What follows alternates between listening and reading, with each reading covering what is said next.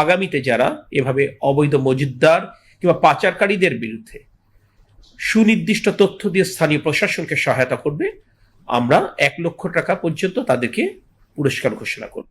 সরকার অবৈধভাবে জ্বালানি তেল মজুদ ও পাচার রোধে তথ্যদাতাদের জন্য সর্বোচ্চ 1 লাখ টাকা পুরস্কারের ঘোষণা করেছে।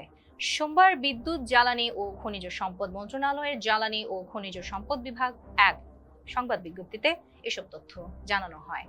বিজ্ঞপ্তিতে বলা হয়েছে, উচ্চ মূল্যে আমদানিকৃত জ্বালানি তেলের সুষম ব্যবহার নিশ্চিত করতে এই উদ্যোগ নেওয়া হয়েছে।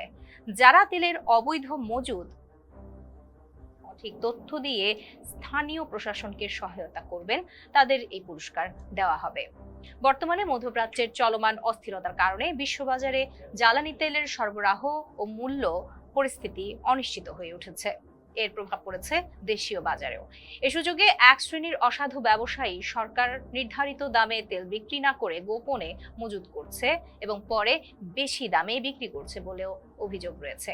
সরকার মনে করছে, জনসাধারণের সহযোগিতা পেলে এসব অবৈধ কার্যক্রম নিয়ন্ত্রণ করা সম্ভব হবে এবং বাজারে স্বাভাবিকতা ফিরে আসবে।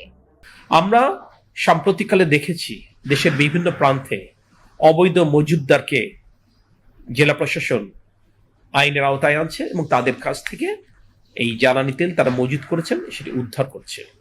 আজকে আমরা আমাদের মন্ত্রণালয় থেকে একটি ঘোষণা দিয়েছি, আগামীতে যারা এভাবে অবৈধ মজুতদার কিংবা পাচারকারীদের বিরুদ্ধে সুনির্দিষ্ট তথ্য দিয়ে স্থানীয় প্রশাসনকে সহায়তা করবে, আমরা 1 লক্ষ টাকা পর্যন্ত তাদেরকে পুরস্কার ঘোষণা করব।